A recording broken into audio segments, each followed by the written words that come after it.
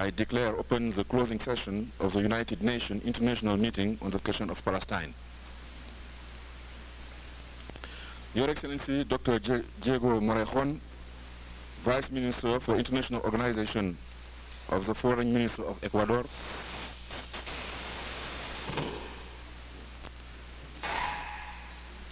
Your Excellency, Ambassador Hani Ramawi, representative of the State of Palestine. Muchas gracias. Thank you very much, Mr. Chairman. Distinguished participants, ladies and gentlemen, Ambassador Diallo, Chairman of the Committee on the Exercise of the Inalienable Rights of the Palestinian People, Ambassador Ramawi, Diplomatic Representative Palestine and Ecuador, Ambassador and friend Mansour, Permanent Representative of Palestine to New York in the United Nations, Ambassador of Palestine to Brazil, and he also speaks perfect Spanish, which is quite admirable. I wish I could speak his as well. Distinguished friend Oscar Maranos, Assistant Secretary General of Political Affairs for the United Nations, whose presence is invaluable in representation of Secretary General Ban Ki-moon, Director of Palestinian Rights Division of Political Affairs, Donna Laura Bologna. And I am mentioning many names and I might end up forgetting some, but I just want to mention those that relate to the success of the meeting. And I'd like to say I'm speaking on behalf of Don Ricardo Patiño, Ministry of Foreign Affairs of Ecuador, who wanted to be here. His coming from Costa Rica, you all know his very busy international agenda, and due to external factors beyond his control, he was unable to be here, and he asked me to represent him and sends his special greetings to you. And he would like to share with you his great pleasure at having had this meeting here in Ecuador. The committee has not been in existence very long, and it was a great achievement to have the meeting in Quito as a demonstration of our commitment to the noble and just causes of this planet and international law. I'm aware of the fact that there are no small states. International law helps us, solidarity helps us, and of course we're helped by a whole group of elements which lead us to practical solutions, and hopefully solutions that come soon.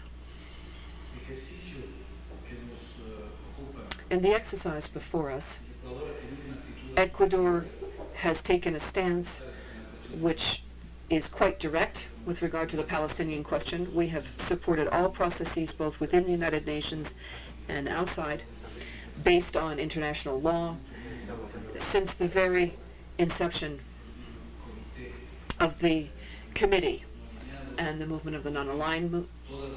In short, all bodies since 1975 we have supported to add to these efforts, to add to the clamors and petitions, so that Ecuador and many of us here desire, and that is Palestine would be an independent state with its pre-1967 borders and East Jerusalem as its capital. Ecuador recognizes it as such and maintains as such.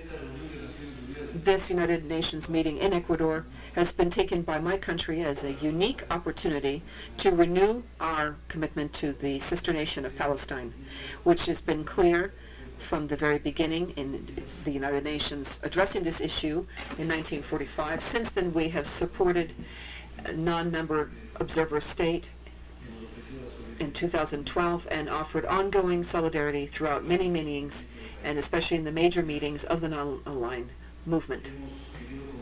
With that, we have wanted to support the desire for an independent and free Palestinian in addition to the spirit and nature of those resolutions, and thereby achieve the claim for justice for all the suffering of the Palestinian people, the expression of solidarity of Ecuador with the Palestinian people, And the minister asked me to announce that in January of this year, we opened the Palestinian embassy in Ecuador, and soon we will do so through reciprocity, open our Ecuadorian embassy in Palestine, so that will strengthen our mutual bonds in all possible ways. And it is the beginning of a closer ties between our sister nations. These meetings that we've all experienced in the last couple of days, I think leaves us all with a positive impression and feeling. We have talked about issues which ultimately are happy. The solution, two-state solution, we have clarified some matters which might have been misinterpreted, and we have discussed the issue of solidarity, which helps us to grapple with these issues. I think it should be the environment of the United Nations. I don't want to be disloyal, but sometimes a loyalty to a text or to a resolution or a piece of paper hides the real feeling or impression that can be left.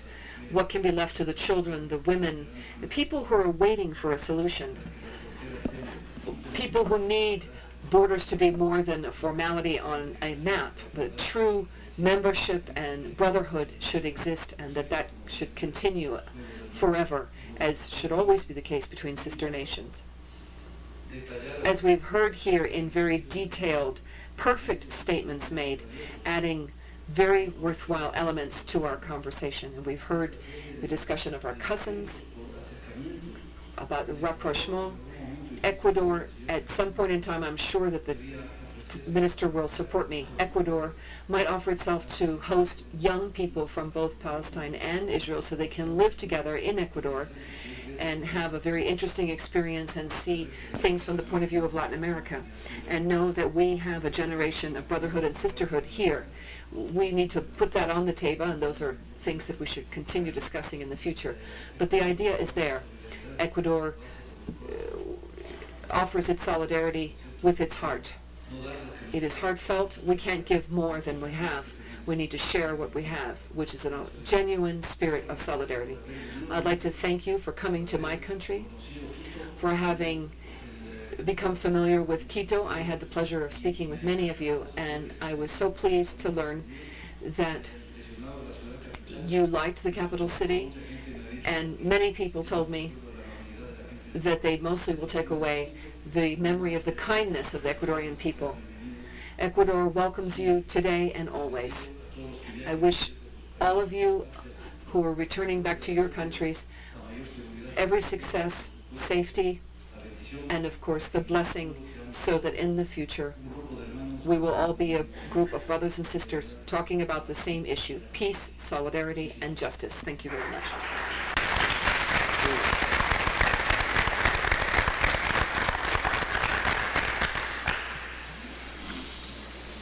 I thank His Excellency Dr. Morejon for his important statement, and I would like to take this opportunity to thank you, Excellency, for your personal interest in the proceeding of this meeting, which contributed decisively to its success. I would also like to reiterate the committee's appreciation for the outstanding support we have received from your colleagues in the ministry, and particularly the permanent mission in New York, in the preparation and conduct of this event. We are also joined today by another distinguished guest, His Excellency Mr. Hani Ramawi, Ambassador of the State of Palestine to Ecuador. Excellency, we are honored to have you today, and you have the floor. Buenas tardes a todos. Microphone to the speaker.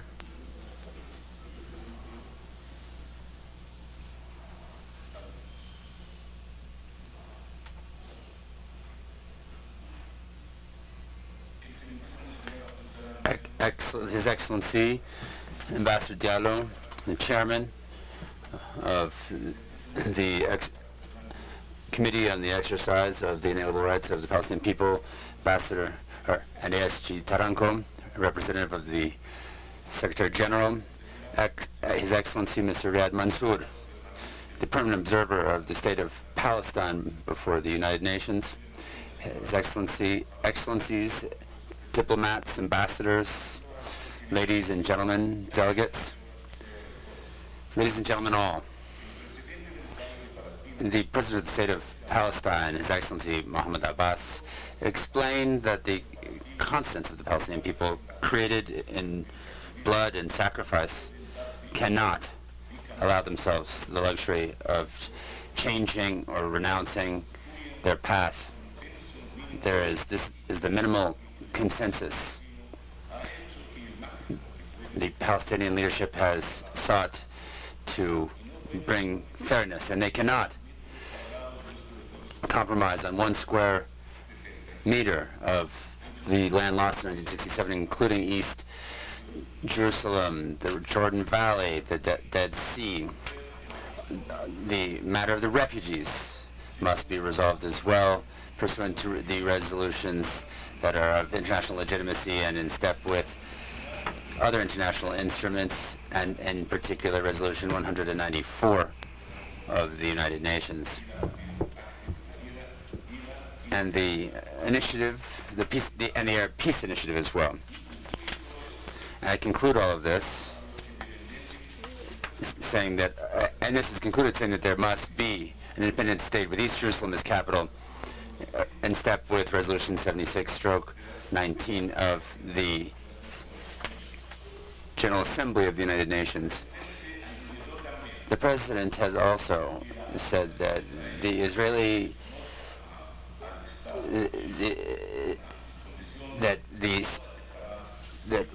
we will not accept the status quo. In no case can we compromise on the mutual recognition that was brought about in 1993, underscoring a rejection of the principle of the debate on this. According to the Declaration of Independence of the State of Israel, the Pact of Honor, as it is called, the State of Israel is a state and maintains the values and principles of democracy, and sets forth a series of principles, among them pluralism, equality, and separation of powers, in order to restrict their authorities, in order to maintain social equality and equality among all nationals. It's protecting everyone from discrimination on religion, gender, and culture. Education as well, maintaining all people equal, maintaining the holy sites of all religions, and will be faithful to the principles of the United Nations Charter. Where is the State of Israel on these points right now? The world over speaks of peace, and the leaders of the State of Israel act with principles that go against this. Mr. Netanyahu, peace is justice, and not threats, and not murdering. It's not more settlements. It's not more walls in other people's territory. The smile of an Israeli child or a Palestinian child is without price. There is no other road ahead. The leaders of Israel prepared their people for the war. It is time for they also prepare their people for peace. On behalf of all of us, on behalf of peace, you have discussed this matter with joy. Allow me to thank the people of Ecuador. First and foremost, this people, this dear friend nation, thank you for your hospitality. We send a fraternal greeting to the President of the Republic, Mr. Rafael Correa. We should also like to express our appreciation to Minister Ricardo Batinho and all of his team for the efforts that have gone into making this meeting possible. We should also like to express our deep appreciation to the chairman,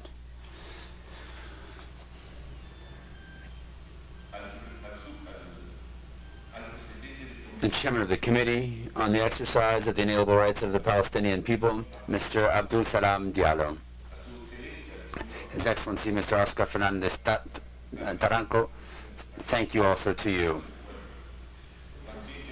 We should like to thank the Vice Minister of Foreign Affairs, Mr. Ronaldo Arias. We should like to thank the ASG. Thank you very much. We should like to thank the ambassadors of Afghanistan and Malta, the ambassador as well from Nicaragua. Thank you for being here. We should like to thank Amat Brunat for his wonderful and moving film, Mr. Ziad Darasiri, Mr. Yanif Sasham. Thank you for your excellent speech. We encourage you to continue with your work. Ms. Adriana Mavilla, Mr. Diego Area, Mr. Juan Raúl Ferreira, Ms. Alina Elizabeth Lemesha, Mr. Eduardo Kaufman, Ms. Mariela Borkavich, Mr. Amar Kadur, Ms. Paula Diaz, and also we should like to thank the journalists that have been present with us. We should like to thank the technicians as well. Let us not forget the security detail. Thank you very much. Thank you very much to one and all. May peace reign, may freedom reign, and down with the occupation. Thank you very much.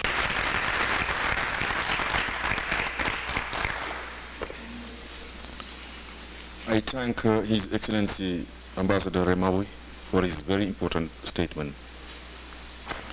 I would like to take this opportunity to thank him and to wish him all success in his recent assignment as Ambassador of the State of Palestine here in Ecuador. I would like now to make a statement in my capacity as the head of the delegation of the Committee on the Exercise of the Inalienable Right of the Palestinian People. Your Excellency Dr. Diego Morejon Pazmiño, Vice Minister for International Organization of the Foreign Minister of Ecuador, Your Excellency Ambassador Hani Ramawi, Ambassador of the State of Palestine, Excellencies, distinguished panelists, ladies and gentlemen. The United Nations International Meeting on the Question of Palestine and the United Nations Meeting of Civil Society in support of Israeli-Palestinian peace are drawing to a close. On behalf of the committee, I would like to express our sincere appreciation to all of you for your participation and contribution to the 3 days of really lively, useful, and fruitful deliberation. Our special thanks go to the distinguished panelists who have kindly accepted our invitation to participate in the meetings and shared with us their extensive experience and knowledge. I would like to once again convey our gratitude and appreciation to the government of Ecuador through Your Excellency for hosting the important meetings and for the kind hospitality we received during our stay in Quito. We look forward to continued cooperation with Ecuador as an important member of the committee towards our common goal of enabling the Palestinian people to exercise their inalienable rights. The delegation of the committee highly appreciated our meeting with His Excellency Minister Ricardo Patiño last Monday, where he reaffirmed Ecuador's commitment to achieving a comprehensive, just and lasting solution of the question of Palestine, and offered his personal support to promote the objectives of our committees in the Latin American and Caribbean region. Yesterday, the delegation of the committee had the pleasure of meeting with Dr. Fernando Bustamante, Chairman of the Foreign Affairs Committee of the National Assembly of Ecuador. We were pleased for having received his full support for the ideas of convening an international conference of parliamentarians in support of the Palestinian people in New York this fault. As cooperation and liaison with parliamentarians and their umbrella organization is an important part of our committee's program of work, we highly welcome this support and will do our utmost to implement this initiative. During the 3 days of deliberation, we heard many useful ideas about what can be done during the 2014 International Year of Solidarity with the Palestinian people. In particular, participants noted that more serious and concrete action must be taken against Israel's illegal settlements, construction in the occupied West Bank, including East Jerusalem. Our committee has never questioned the legitimate existence of the State of Israel, but its continued illegal settlements policies as the occupying power need to be addressed by the international community. We are encouraged by the recent wave of announcements by major European banks and pension funds that they were severing ties with Israel companies involved in illegal settlements. We also support calls by various governments for labeling merchandise being produced in settlements so that the consumer have a choice. We count on your initiatives and resourcefulness in designing and undertaking advocacy and mobilization initiatives in the Latin American and Caribbean region and all over the world during the 2014 International Year of Solidarity with the Palestinian people. All relevant information and visual material are available on the website maintained by the Division for Palestinian Rights in the Secretariat. The division stands ready to provide any additional guidance and support required. We also hope that for civil society organization, the UN platform for Palestine would be useful in locating possible partners and supporters of your current and future initiatives.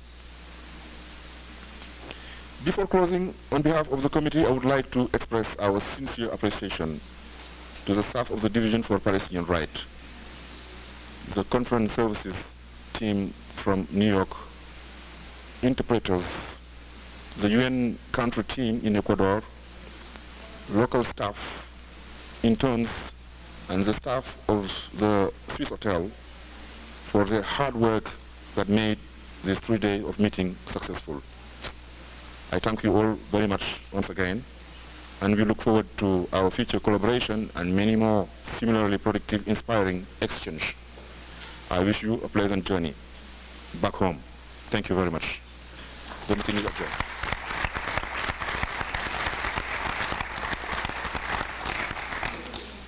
So I now declare closed the United Nations International Meeting on the question of Palestine and the meeting of civil society in support of Israeli-Palestinian peace. Thank you. Thank you very much.